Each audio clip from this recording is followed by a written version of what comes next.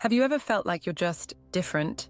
Like you're living in a world where most people don't see things the way you do? If that sounds familiar, you might be an INFJ. INFJ stands for introverted, intuitive, feeling, and judging. It's one of the 16 personality types from the Myers-Briggs Type Indicator. And guess what? It's also one of the rarest. Less than 2% of the population are INFJs. So what makes INFJs stand out? They are deep thinkers. They feel emotions strongly. They're idealists with a real drive to help others and improve the world. But because INFJs are so unique, they often feel misunderstood. People might call them too quiet, too intense, or even too emotional. The truth is, INFJs aren't too anything. They're just wired differently. And while that makes them special, it can also make them feel out of place. That's why many INFJs often say sorry for being who they are. But this video is here to remind you, there are things you should never apologize for. Being an INFJ is not a flaw, it's a gift. And it's time to stop saying sorry for things that are part of your true self. In this video, we'll go through 6 specific things that INFJs should never feel guilty about. Let's break it down, because it's time to embrace your INFJ superpowers without shame. Number 1, being deeply emotional. One of the most defining traits of INFJs is their emotional depth. INFJs feel things, not just for themselves, but for others too. It's like their heart has extra room for everyone else's struggles and joys. But the world doesn't always appreciate that. Maybe you've heard people say, "You're too sensitive," or "Don't take it so personally." Maybe you've been told to toughen up or stop overthinking. These messages can make INFJs feel like they're broken or weak. But here's the truth. Being emotional isn't a weakness, it's a strength. INFJs are naturally tuned into other people's emotions. They can walk into a room and immediately sense when something is off. That emotional awareness helps them connect with others on a deeper level. It's also why so many INFJs end up being amazing friends, counselors, or even creators. They feel, and they express those feelings in powerful ways. And yes, that means they cry sometimes. They care a lot. They hurt deeply, but it also means they love with everything they have. They're loyal, they're honest, they notice the little things that matter. Apologizing for this emotional intensity is like apologizing for having a heartbeat. It's part of who you are. The world needs people who care. The world needs people who listen, who feel, and who show compassion when others turn away. So if you've ever been told to stop being so emotional, remember this. Your emotions are not something to be ashamed of. They're proof that you're alive, present, and deeply human. Never say sorry for feeling too much. That's not a flaw, it's your INFJ power in action. Number 2, wanting alone time. Here's something every INFJ needs to hear. Wanting time alone doesn't make you selfish or weird. As an introvert, alone time isn't just a preference, it's a necessity. INFJs spend a lot of energy caring for others, thinking deeply, and feeling everything around them. That kind of mental and emotional work takes a toll. Being around too many people for too long can leave INFJs feeling completely drained. So they go quiet, they retreat, they find a corner to recharge. And guess what usually happens? Someone says, "Why are you being so distant?" Or, "Don't be antisocial." That's where the guilt kicks in. INFJs might feel bad for cancelling plans, skipping events, or needing space after a long day. But here's the thing. Needing solitude isn't a sign of being rude or cold. It's a sign of self-care. Alone time helps INFJs reset their minds. It gives them room to reflect, daydream, and reconnect with their inner world. That's where their creativity grows. That's where their best ideas form. That's how they stay balanced. And no, this doesn't mean INFJs don't love their friends or family. They absolutely do. They just love them better when they've had time to rest and gather their energy. So the next time you find yourself pulling back for some quiet, don't feel bad. Don't explain or apologize for doing what keeps you mentally healthy. You don't owe anyone an explanation for needing space. And you're not too sensitive for needing downtime. Remember, solitude is how you refuel. And when you return, you're more present, more thoughtful, and more yourself. Never apologize for protecting your peace. Number 3, seeking meaningful conversations over small talk. Let's be honest, INFJs really don't like small talk. You know the kind. chatting about the weather, how your weekend was, or what someone ate for lunch. It's not that INFJs are rude or don't care. It's just that surface-level talk feels empty to them. INFJs crave depth. They want to know what drives people, what keeps them up at night, what dreams they're chasing. They love exploring big ideas: life, meaning, purpose, emotions, humanity. That's where INFJs feel alive. But not everyone wants to go there. Some people see deep questions as too much or too intense. So when INFJs try to steer conversations into deeper waters, they often get shut down or brushed off.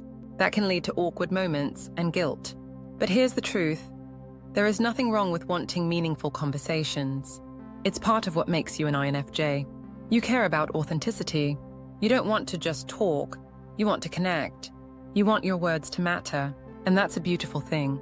Sure, INFJs can play along with small talk when needed. They're socially aware and often good at reading the room. But after too much small talk, they feel tired and empty inside. So if you'd rather talk about someone's passions than their favorite TV show, that's okay. If you'd rather go deep than stay shallow, don't feel bad. You're not being too intense. You're just being real. INFJs make the best conversations happen, not because they talk the most, but because they listen with their whole heart. They ask questions that matter. They hold space for others. They create trust and intimacy. That kind of depth can't be faked, and it shouldn't be apologized for. So keep asking those deep questions. Keep craving real connection. The world needs it. Number 4, cutting off toxic relationships. INFJs care deeply about people. They're the ones who will sit with you through your pain, check in when no one else does, and try to understand you even when you don't make it easy. That's just how they're built: empathetic, loyal, and emotionally tuned in. But here's what many people don't see. INFJs also have limits. And when those limits are crossed too many times, something shifts. At first, INFJs will try everything to fix a broken relationship. They'll blame themselves. They'll try to see the other person's side. They'll hold on, even when it hurts. But if someone keeps lying, manipulating, disrespecting boundaries, or draining their energy, an INFJ will reach a breaking point. And when they finally decide to walk away, it's usually for good. This is what people often don't understand about INFJs. From the outside, it can seem sudden, cold, out of nowhere.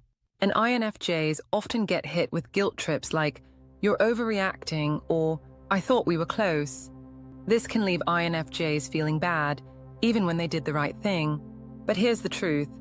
Cutting off toxic people isn't cruel, it's self-protection. INFJs are not doormats.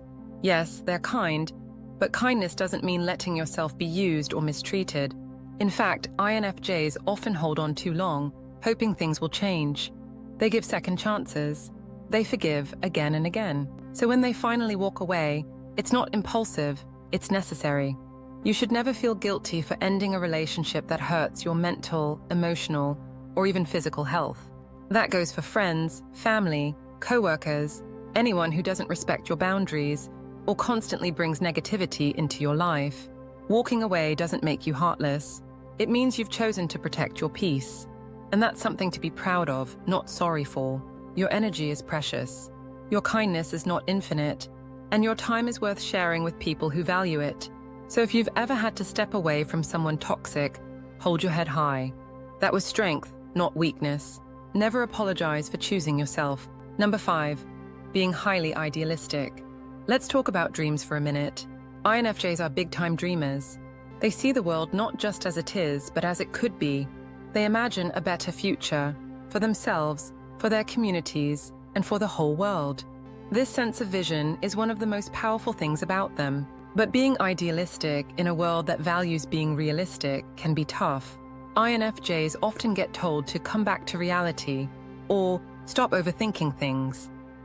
People may laugh at their big ideas or roll their eyes when INFJs talk about changing the world. Over time, that can make INFJs second-guess themselves. They might start to wonder if they're being naive. But here's the truth. There's nothing wrong with being idealistic. In fact, it's one of your greatest strengths. Idealism means you see potential where others see limits. You believe that kindness matters, that people can grow, that the world can heal.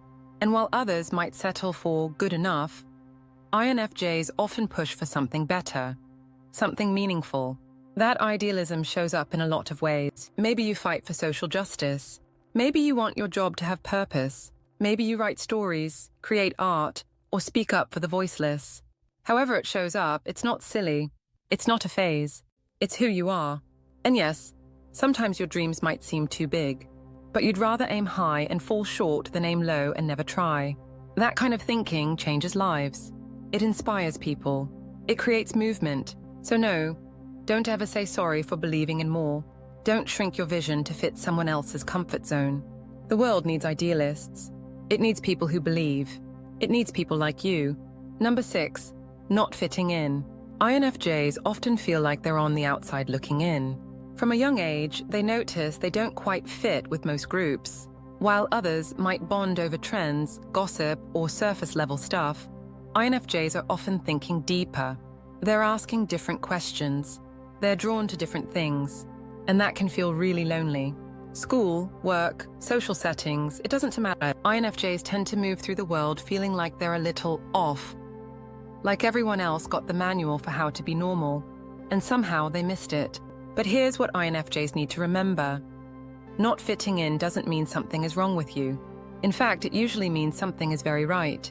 INFJs aren't built to blend in. They're not here to follow the crowd. They're here to question it, reshape it, and offer something different.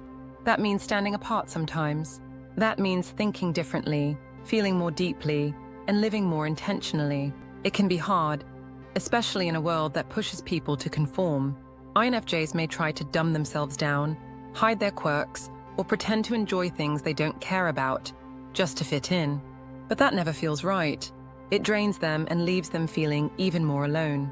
So if you've ever felt like you just don't belong, take a breath. That feeling doesn't mean you're broken. It means you're rare, unique, valuable. The world doesn't need more people who act the same. It needs more people who are real. You don't need to apologize for walking your own path. You don't need to change yourself to make others comfortable. Being different isn't a flaw, it's your power. Let's wrap this up with one simple truth. You don't need to say sorry for being yourself. Your emotions, your solitude, your depth, your dreams, your strength, and your uniqueness. These are not weaknesses. They are what make you an INFJ. And even though it may not always feel like it, these traits are powerful. In a world that rewards loud voices, fast answers, and surface-level thinking, your quiet strength stands out. Your ability to listen, to feel, to care deeply, and to see the truth beneath the surface, that's not common. That's rare. That's beautiful. You might not always be understood. People may question your choices. They may misunderstand your silence, your boundaries, or your passion for deeper meaning.